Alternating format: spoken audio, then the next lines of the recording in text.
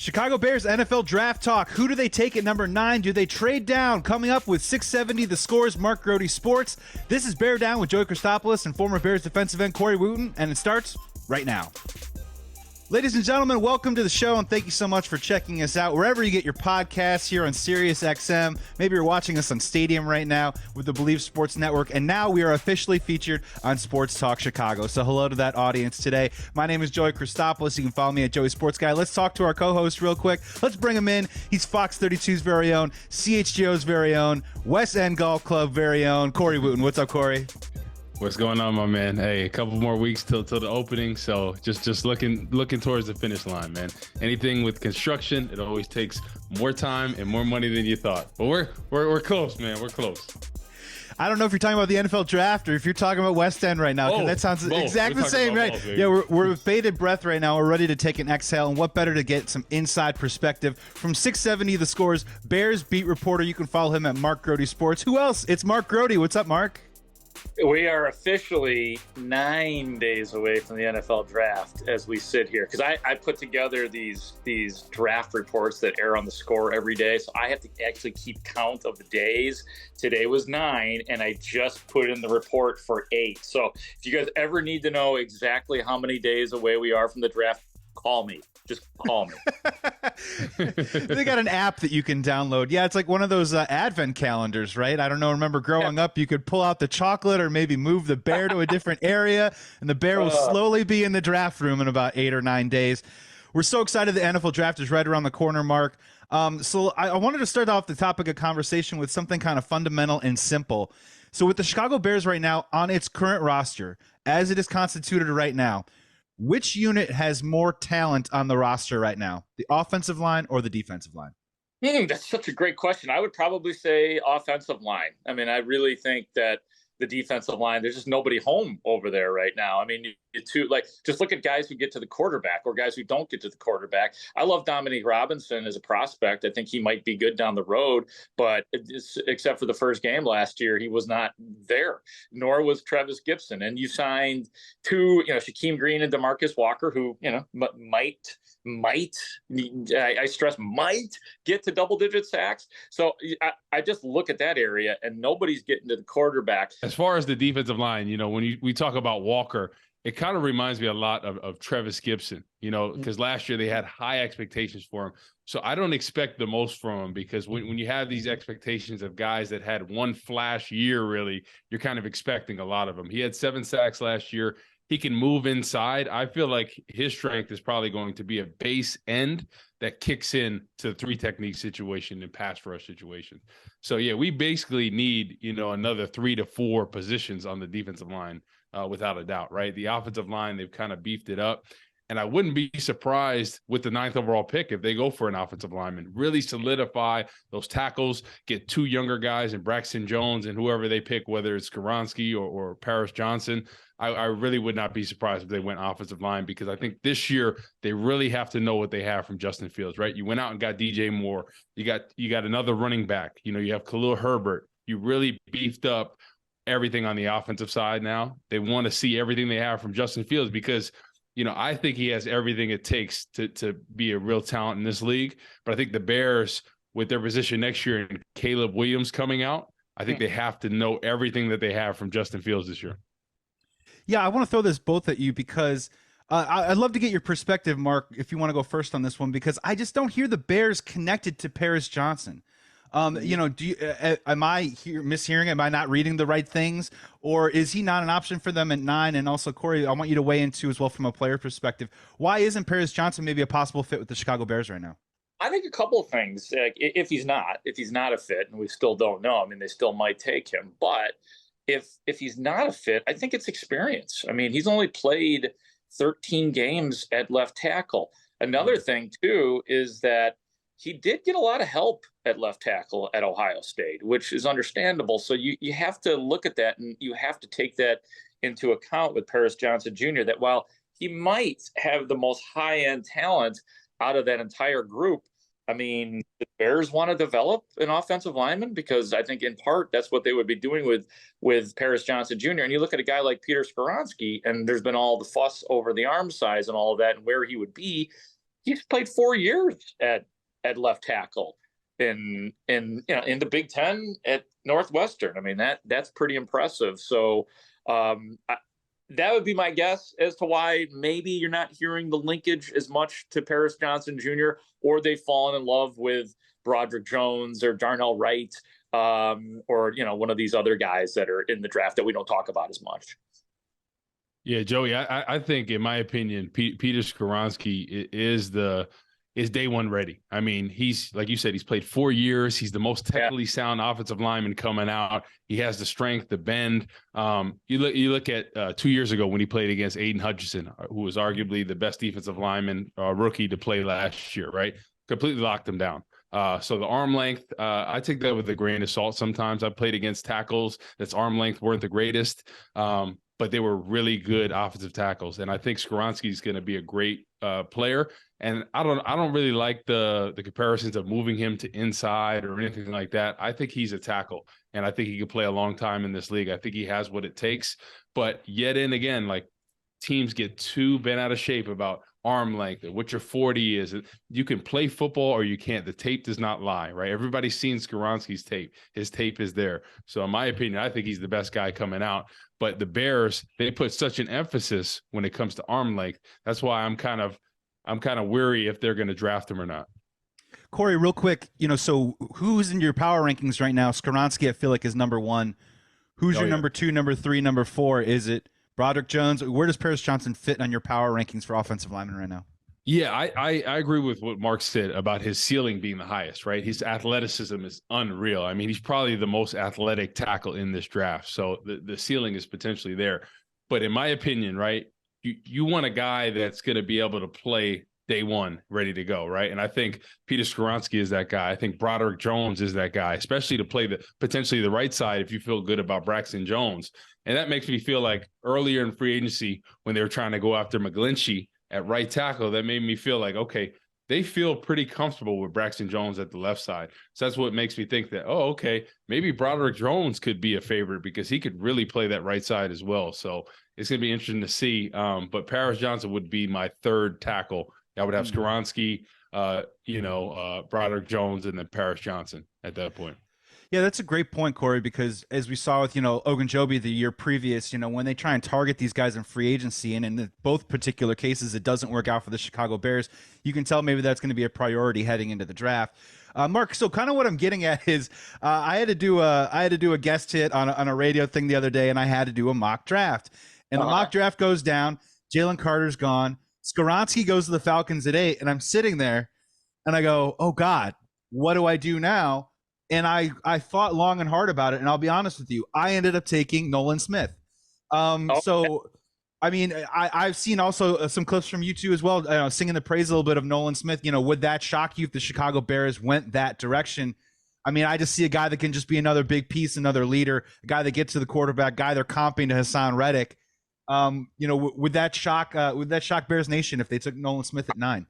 I'm with you, man. I've kind of fallen in love with Nolan Smith. I mean, I heard there was reports that he visited Hallis Hall. I think David Kaplan had that. And so I was doing a little work and talking to some people about Nolan Smith. And one guy that I talked to, a former front office guy in the NFL, told me that the comp is, and he said, listen, it's not a direct comp. You got to work to get there a little bit. But he said Micah Parsons.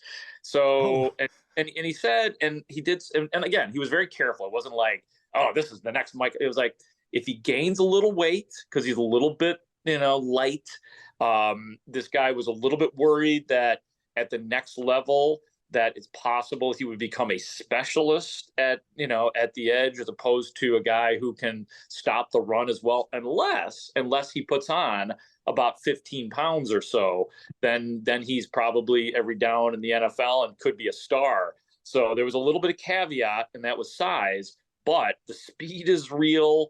The ability is real. Everything is real except for the size. So that's great you brought him up, man. Yeah, I like him too, but I think he's more of a fit in the 3-4, to be honest with you. I don't think he has enough weight behind him to be a 3-down end. Pass rush is there by far. And then all of a sudden, if you put weight on him, is he going to have the same burst, right? Because this guy is a genetic freak, and you put on 15 pounds, all of a sudden you slow that Maserati down. You don't want to do that now. So it's going to be interesting to see who they go with, right? Whether it's the offensive line, that people are talking about Jalen Carter still in the picture. So it's really going to be interesting to see.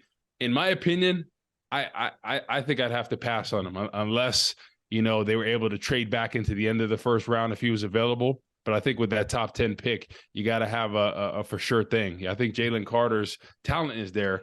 But in my opinion, I like Calijah Kancey better from Pittsburgh, man. He is Aaron Donald 2.0. And I'll say it, I'm not Aaron on the side. No, he is Aaron Donald 2.0. And I think people realize that. And a lot of people miss the mark with Aaron Donald because of his size. But he is an absolutely explosive three technique. I mean, he does everything you need to do. And at Tampa, too, he would really flourish in this game. Yeah, Mark, provide your perspective on Calijah Kancey. He's been a big name here on our show here for quite some time now. Yeah, I've been liking Calijah Kancey for a while, and that it's probably because I've given up the possibility of Jalen Carter, whether it's because of what he's gone through or just because he's not going to be available. So then you look at it, and yeah, it's hard not to kind of be seduced by Calijah Kancey because of what Corey is saying and the comp to Aaron Donald. I know that people have said that he needs to get bigger as well, but I think he could be a destructive three technique. And quite frankly, I think if you're looking at 9, those might be the only 2 guys: Jalen Carter, Calijah Kancey, and maybe Wootton's guy at Northwestern at Abare. But I know he's probably more suited on the edge, though. Corey, I mean, he's on the edge, and I think there's a chance he might be towards the end of the first round. But I think realistically, he's second or third round. I think his combine really has elevated him. I think he's a talent, but when you look at the tape of him, he flashes a lot, right? But he doesn't have that thing where you're like, okay, he's a first round pick right there. He has all the talent, and I think he can be a really great player in this league. But I think the combine, the Senior Bowl, and everything has hyped him up a lot, and he's really building momentum with that. And I think a team is going to take a chance on him in the first round. I really do, because I think the upside is there. But I think it'll be towards the end of the first round, in my opinion. 670, the Scores Bears insider Mark Grote here joining us with former Bears defensive end Corey Wootton. So, Mark, this is all kind of setting up now. I think one of the bigger questions, and some of the things that I think Bears fans on Twitter love to hypothesize about, is, are the Bears still open for business to trade the pick? So based on your perspective and your insight and who you've been talking to right now, where do you think that lands a little bit? Because we're starting to hear a little bit about some of the quarterbacks. Some of the teams are maybe a little lukewarm on the quarterbacks. Where does CJ Stroud now go all of a sudden if the Texans don't want him? Where does Will Levis go? Hendon Hooker, come on down. Welcome to the party, possibly in the top half of the first round. Do you think all this talk benefits the Bears? And as we're talking about the guys that could be available at 9, would the Bears maybe be benefiting themselves by moving back a couple spots and justifying maybe a pick like a Calijah Kancey with extra draft capital instead of going at 9? Yeah, I mean, I kind of trust Ryan Poles just based on what he did to the trade. I know not everybody was completely 100% in love with the trade down to 9 and getting DJ Moore and the future picks and all of that. But I think that if Ryan Poles sees an opportunity, absolutely. I mean, I think that's one of the themes of this draft, is that there just aren't a lot. I mean, I don't know if there's anybody that you'll look at in this draft, offense or defense, and say, that's a generational player. That's a guy who I absolutely positively know is going to come in and be a great NFL player. I mean, we could definitely, we could surmise that about Jalen Carter if we'd like. We could surmise that about Will Anderson. But you mentioned those quarterbacks and the Stroud thing. It's just amazing. I mean, I was at the combine. I know you were too, Corey. And it was CJ Stroud fever at this thing. Like, CJ Stroud essentially at the combine with his words and everything, essentially took over the combine and was the number 1 pick for a long time. He had replaced Bryce Young. Now Bryce Young is back up there.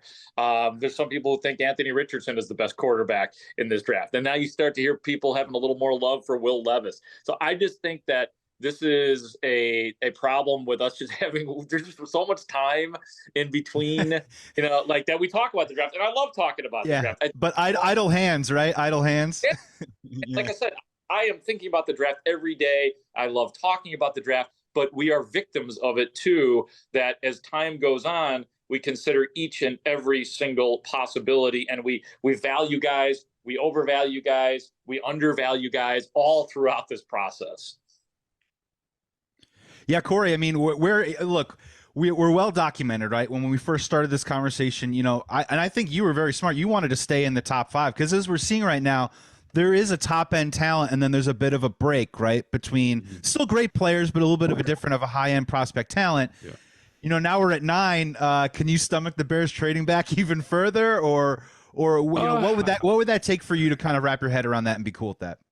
Yeah, I think if the offensive lineman that they wanted is not available at that point, I could see potentially trading back, or if another defensive lineman wasn't there at that point. But I think they're going to stay put at that pick. I think the 9 is a good spot where you could fill a need, right? We have a lot of defensive line needs. We have one more at offensive line that we really need, that we want to take care of, is that tackle position. So I think it's going to be on either side of the ball. I think really the first, the 9th overall pick, the 2 second rounders, the 3rd rounder, and the 4th, I think those are all going to be offensive, defensive linemen. I really do, because there's a lot of needs to fill on that side of the ball. He kind of took care of the wide receiver room. Offensive line needs one more, but I think they're pretty good on the secondary, in my opinion. But I think you really have to get the defensive line, because there is a lot of needs. Walker, is probably more of a rotational guy. He can start if you need him, but I think they would like to have maybe a guy like from Notre Dame that I've been high on, Isaiah Foskey. I think he's a guy that can come in and be a starter day one. So there's a lot of needs on that defensive line that they need. I think those ends are really going to, that 2nd to 3rd round, there's a lot of really good ends that are going to be still available then. So, Corey, it's cool. I want to follow up with you first on this one for one of our final topics here with Mark Grote while we still have him. In your opinion, then, I think Bears fans want to know, if you say offensive and defensive lineman, I think that's great for the franchise, right? But also on the very superficial level for Bears fans, that might seem a little bit like kind of a boring draft, right? Where they actually have to go in and learn a little bit about these guys. So in your opinion, though, do they take an offensive weapon in this draft? And if they do, is it running back, wide receiver, or tight end first, in your opinion? Which one do you think they're still trying to target? I honestly think all the weapons that they have right now, I think they're set for this year, in my opinion. I wouldn't touch it. I feel good about the wide receiver room. I feel good about Cole Kmet, especially how he came alive last year, and especially how he'll continue to develop in the red zone. I feel good about the running back room. I feel really good about that. For me, it's about solidifying that offensive line, because like I said earlier, you have to figure out everything you need from Justin Fields. I feel like they've surrounded him with the talent he needs. Now it's about getting that other tackle. So that way you have 2 good tackles you feel about. You have 2 good guards in Davis and Jenkins. Patrick can play the center position. And I feel really good about that offensive line and the weapons there. And I think it'll do a world of wonders with Justin Fields if they can get that last tackle there. Mark, what do you think? Any offensive weapons off the board in this draft? And if so, from what position group will it be? Yeah, I think they're okay at tight end with the signing of Robert Tonyan to go along with Cole Kmet, who feels like he's still progressing, and I think he still needs to progress. I'm not as optimistic or as comfortable, I should say, as Corey with the wide receiver group. And I know that sounds ridiculous because they just got DJ Moore, but Mooney missed a bunch of games last year. We still don't know. About the wide receiver they got. Why am I having a mental block here right now? Claypool? Les Claypool. Les Claypool was a big player. Chase Claypool. Yeah. Just slap in the base. Yeah, man. My name is Mud. It's something. Jerry was a race car driver, Mark. Jerry was a race car driver. Beautiful. But yeah, I don't think that it's complete yet. I think that you got 2 guys for sure. I do trust DJ Moore. I do trust Darnell Mooney. I don't know about the rest of, the Equanimous St. Brown is a nice piece. But beyond that, it's still going to be a very productive group. But I wouldn't have a huge problem at wide receiver if they took a wide receiver in this draft on the offense. I agree with Corey that offensive and defensive lines are the most important part of this draft with a bullet. But if they end up with Jackson Smith and Jigba or Quentin Richardson or Jordan Addison or something like that, I'm not gonna file a complaint. Yeah. The only reason I feel good about the wide receiver room right now, right, because I think about back when Allen Robinson was a member of the Bears, Darnell Mooney really had his breaking out season right there, right? When Allen Robinson had all the attention on him. Now that's DJ Moore, right? So now we got Darnell Mooney and Claypool, right? Claypool was trying to be a number one when he was involved in the Bears. He's clearly not a number one, right? He's a 2 or a 3. So my thing is if Mooney and him could be that 2 and 3, I think they could really complement each other. All that attention is not going to be on him. Everybody's going to be on DJ Moore, and he's played in that role as a number one, so he knows exactly what he needs to do. So that's why I feel comfortable about that. But I could see them potentially, because after this season, Mooney and Claypool are free agents, so they could go in Jackson Smith and Jigbo, because at that point you don't know what's going to happen with them. So I could see that from that standpoint. But as far as this season, I feel pretty good about them for that standpoint.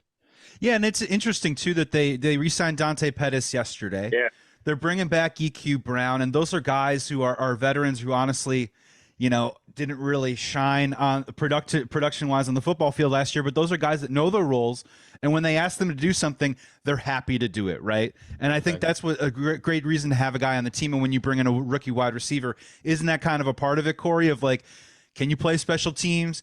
Are you going to be a willing blocker in the outside run zone scheme? You know what I mean? Stuff like that. So if they do bring in a guy, it's kind of interesting to see, how they're going to fit into that mix, or whether they just draft a burner, right?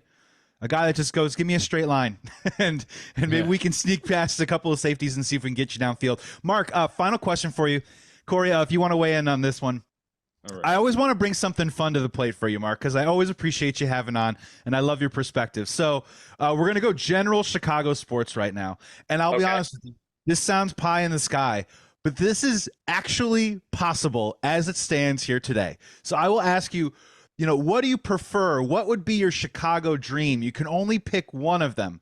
But here's the following options. In 12 months from now, would you rather have Victor Wembanyama, a Chicago Bull, Shohei Ohtani, a Chicago Cub, Connor Bedard is a Chicago Blackhawk, oh man, or Justin Fields is coming off a season when he finished top 5 in the MVP voting?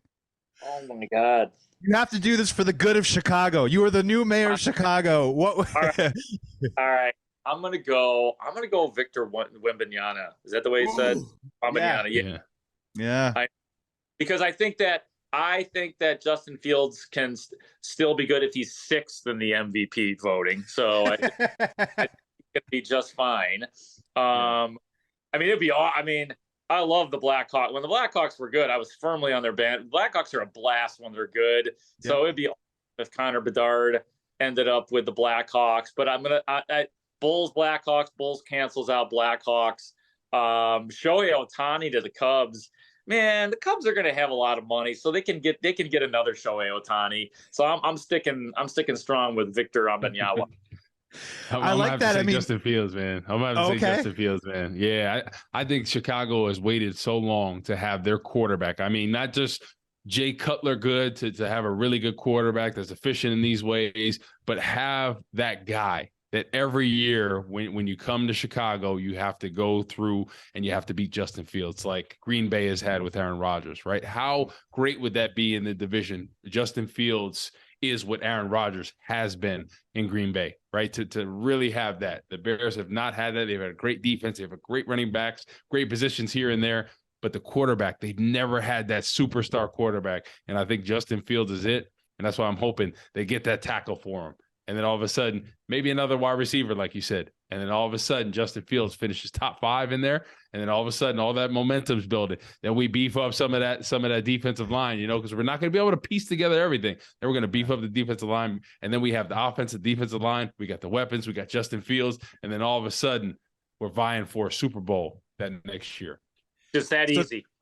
Yeah, I was gonna say. So Corey, you're saying like when they run the Sunday Night Football graphic, they actually put our quarterback in the graphic and not like Robbie Gould or Patrick Scales or or Jalen Johnson or something like that.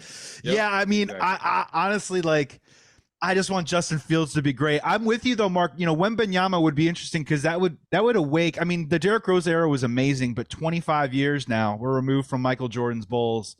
And to have a resurgent Bulls team that actually is competing for titles legitimately every single year, not, maybe we'll see or anything like that would be interesting. And Ohtani's tough because that's only one side of town, right? And I couldn't come up with I couldn't come up with one for the White Sox. What, like Colson Montgomery's good? I don't know. I could. Well, how about this? Throw Dylan Cease Cy Young Award. Dylan Cease Cy Young Award, fires Scott Boras, and then signs team-friendly deal to stay with the Chicago White Sox. Maybe that would be the one. You didn't add him in there. Been thinking about the White Sox. I see you, Joey. Yeah, we're trying double dip today. We'll see what happens. Mark Grote, we got to get you out here, man. Thank you so much for being so generous with your time. I know you're so busy right now. You can follow him at Mark Grote Sports over the next couple of weeks. He's going to have fantastic insight and perspectives with the NFL draft. Mark, be well, man. Thank you so much for hopping on. Thanks, Joey, Mark. Appreciate you, man. See you, Corey. Joey, always a pleasure. Take care, guys. Thanks, man. Bye-bye. So awesome having Mark on here. He's the best, man. He is the best. And you guys got a chance to hang out with in Indy, huh? Have a couple of dinners. We did. Yeah, exactly. Is that a St. Elmo's night? Is that what that is? No, we didn't go to St. Elmo's. We went to like the sports bar, but it's still a good time, man. You know, have a couple beers, you know, some burgers, some wings, you know, break bread, man. I love it. A couple topics I wanted to hit you with, Corey. Some general NFL stuff real quick. Just get a quick reaction on a few things before we let you out of here. The big one today, looks like the Pittsburgh Steelers are trading for Allen Robinson. Wow. I don't know if you saw that, but the Los Angeles Rams have already paid $5 million on his deal. Okay. They're going to be paying a portion of the remaining $10 million to go to the Pittsburgh Steelers as long as he passes a physical. Mitch and A-Rob are reunited, my man. What is your first blush thought on that? I mean, obviously it's going to be Kenny Pickett, but do you like the move for the Steelers? Do you like the move for Allen Robinson? Yeah, no, I like the move for him because I think he's looking to have that resurgence in his career, right? Because he's coming off a really bad year. Same thing when he played for the Bears. So it's really 2 bad years that he's coming off of. So I know him as the competitor and what he can do. He wants to ball out this year, you know, and I know him and Pickens will pair well together. And it'll be a good thing for Pickens as well. It'll take the pressure off him because he was the go-to receiver last year. You have the young quarterback in there. So I think it's a really good fit for him. And I wish him the best. And I think if this could be that resurgence year, the comeback player of the year or something like that. Did they only give that when you're injured or if you've had a slump? And do they give that to you as well? That's a great question. If you suck the previous year, are you then eligible for an award the following year? I know injury for sure. Okay. Man, that's a really great question. I'm not sure, but Allen Robinson probably either way is qualifying for that one either way. I do like the move for Pittsburgh too as well, Corey. I think in general, you know, you can play Deontay Johnson and maybe a little bit more in the slot. Maybe you can run him a little bit more pre-snap motion, which I think is great. Yep. Great call with helping out Pickens. Not just take some of the glare away from on the field stuff, but I think Allen Robinson can really help the guy off the field. Yeah. If you all remember, George Pickens kind of fell in the draft because of some character concerns that some of the scouts had heading into the draft. I think they can help continue to iron that out. And for a young quarterback like Kenny Pickett, Corey, that quick out route that Allen Robinson does, that little 5 to 7 yarder and a third down, I mean, that's going to be good for Kenny Pickett. I think that's going to work. You can't beat that. You can't beat that at all. And like I said, I think he's looking to have that career resurgence right in Pittsburgh. And I think it's a great place to play. You know, their fans are diehard. They're like Chicago. So I think he's just looking for a fresh start, right? He probably loved the LA social scene and all this stuff. But you go to Pittsburgh where you focus, maybe on your off day, you go to Primanti Brothers. You're not going to nightclubs in LA. Yeah. You're focused. Steel curtain, baby, you know? Yeah, that's right. Totally different culture there, especially from the LA atmosphere. Next one real quick. Jalen Hurts just got paid. Big time. Yeah. 250 something. Yeah, 179 guaranteed, more than Daniel Jones. But just your thoughts on the Eagles buying in on Jalen Hurts. I mean, certainly he took his team to the Super Bowl, was an MVP candidate. Feels like he deserved it. I'm glad, you know, because I was a little nervous that they weren't going to be able to work things out. But I mean, he is that engine that runs that offense. Obviously, they put together all the pieces of the puzzle to help him out. But what did he do this year? He played really well, even in the Super Bowl, with the exception of that one fumble. I mean, he really put the team on his back, and he is a rising star in this league. And I told you, Jalen Hurts is an amazing talent. What he was able to do last year is unbelievable. But I truly think the ceiling for Justin Fields is above that of Jalen Hurts. I really do. I really think he's a better passer when you look at it. You know, he's got to work on some of the things, on getting on the same page with the receivers. Mm-hmm. He's a better runner. I mean, his playmaking ability is unreal. But once Chicago can model their team after Philly, because I think that's the goal, right? Great offensive line, great defensive line. You really control with that. get another weapon. We got DJ Moore. They got AJ Brown. So if you can model that team after the Eagles, I really think they're going to set Justin Fields up to succeed in on this team. So I'm really excited for the future. Happy for Jalen Hurts. Hopefully this will be Justin Fields in a year or two, getting the same kind of bag. Well, way more, because inflation and all that stuff. It's going to keep going. So now Patrick Mahomes is the 6th highest paid quarterback in the NFL after he signed that mega deal where everyone said, whoa, now that's now not even in the top 5. My follow-up to that really quick, Corey, is I just like it because it feels like it's mutually beneficial for the Philadelphia Eagles and for Jalen Hurts, right? And more specifically from Jalen Hurts. And from, the former player perspective, look, $179 million guaranteed is a ton of money, right? But he didn't go through a situation where he was going to hold out or keep pushing for more, as you mentioned, wait for the market to continue to inflate. Is that something that players really do consider, the situation maybe more than the bottom line? And how do you weigh that as a player saying, man, if I take a couple million off the table, but if I stay in the situation that is right for me with the right coaching staff, the right system, that is better for my career than maybe the most amount of zeros on a check? I think especially when it comes to a quarterback, because the likelihood of like career-ending injuries for quarterbacks is pretty slim. I know it's happened before. Joe Theismann had a really bad injury, Alex Smith, but usually with the quarterbacks, they have one of the longest careers, especially if you're a starter, if you're that guy, they're going to invest all this money. So if you take a little bit less, you're going to get it back again when you renegotiate that contract. So as long as it's not an insulting number, and I think that's the thing. I think guys are like, listen, I want to be the next paid. And sometimes, like with Baltimore, that was the biggest thing between. Did Lamar Jackson and them work that out? I heard there was. No, so that was my final question, man. As we head into the NFL draft starting next Thursday, will Lamar have a new football team? And will Aaron Rodgers finally become a New York Jet? I mean, how do you think the machination of this works out? Or do you think this is all going to have to be post-draft ironed out? Because the Baltimore Ravens could take Hendon Hooker in the first round. And then we really know what's going on. So my next question for you is, do we figure this out by next week? Yeah, I mean, I don't think so. I think it's going to be post-draft. I think they're in a situation where it's at a standstill, right? Lamar feels he's worth this. They're kind of in between here. And my thing is like this: his talent is undeniable. He's won an MVP there. You basically drafted for this whole scheme of how he runs the offense. So you put all the talent around him, run this scheme that fits a running quarterback. And then now you don't want to pay him what he's worth. And people say, oh, he's injured in this. And I'm like, it wasn't any serious injuries. It was kind of nagging things. And sometimes players have nagging injuries. But my thing is like this. I feel like he's been a consistent performer for you. Pay him the money. It's not about this. Like, honestly, if Derek Carr could get paid and be the highest, I think Lamar Jackson can. And that's no disrespect to Derek Carr at all. But I just think, Lamar Jackson, in my opinion, is a lot better quarterback for what the Baltimore Ravens are doing than Derek Carr. So I think you got to pay him. I'm hoping they could work it out because he is explosive. He makes their team better. But at the same time, they're like, well, Tyler Huntley was running the offense pretty good. So, it's always tough when I guarantee you if he didn't get hurt the way he did, it was kind of in and out. I guarantee they would have paid him hands down. But I think this year was a little bit negatively impacted him. Well, yeah, and it's been a couple of years now where the story continues to repeat itself, where he gets a little injured, they have to scramble for a month and a half, and then they're either barely making the playoffs or they're just falling a little short. And Corey, to your point, do you think that's part of the reason why Lamar Jackson has opted to not have an agent? Can you wrap your head around that and provide maybe the casual fan a bit of a perspective of why an athlete would go that route?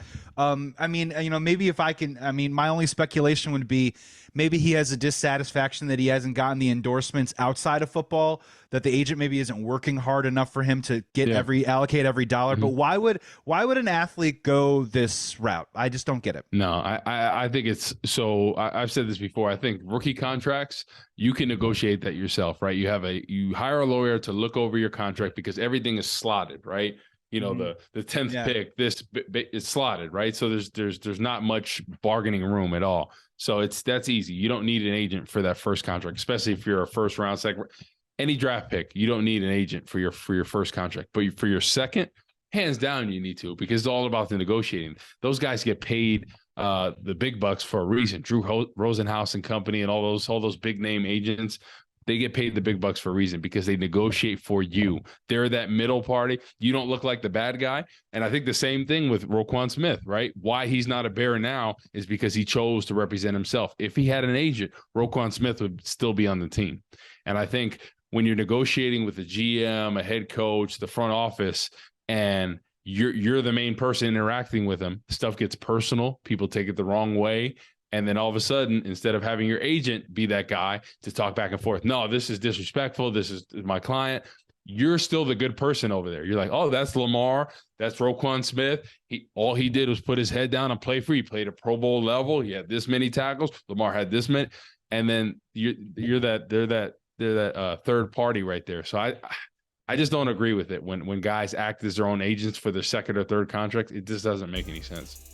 Yeah, and there's a difference between reading the fine print and the human interaction and relationships that you have. And those things are very real, which is why you have the agent that goes through the fine print and also keeps you away from that human interaction so you can focus on your sport and trying to be as excellent as you can. While also, by the way, getting paid a lot of money too as well. Corey, we got to get out of here, man. NFL draft right around the corner, man. Great to see you. Great episode. Take us home on another great show. Yeah, another great episode, man. We got the draft coming up next week. We've been waiting this for a while. We had free agency, some big acquisitions on the offensive line, wide receiver, got DJ Moore and Nate Davis. So looking forward to it, right? We really got to solidify this offensive, defensive line in the draft. That's why I think the first 4 to 5 picks, I think, are going to be offensive, defensive line, because you really got to solidify that. There's a lot of needs. And, we've kind of went through the free agency. We went through some trades and doesn't look like anything else is available that could suit the Bears. So looking forward to it. So it's going to be surprising, man. I think it might be a pick that kind of catches everybody off guard, and that's the beauty of it, right? You never know what's going to happen until draft day, right? Because this person picks this one in the first and then second, and then all of a sudden it messes up the whole order. And then, nothing is exactly like it's like March Madness, man. Nothing is as it is the first day. So just really looking forward to that. So hopefully the Bears address a lot of their needs, and yeah, we'll definitely have a podcast after breaking down kind of the good, the bad, the ugly of the draft and what we need to improve on going forward. And how Calijah Kancey is going to be a fit on the Chicago Bears for years to come, even if they take him at number 9. Thank you so much for tuning into the episode. This is Bear Down with Joey Christopoulos and Corey Wootton. We'll be back next week.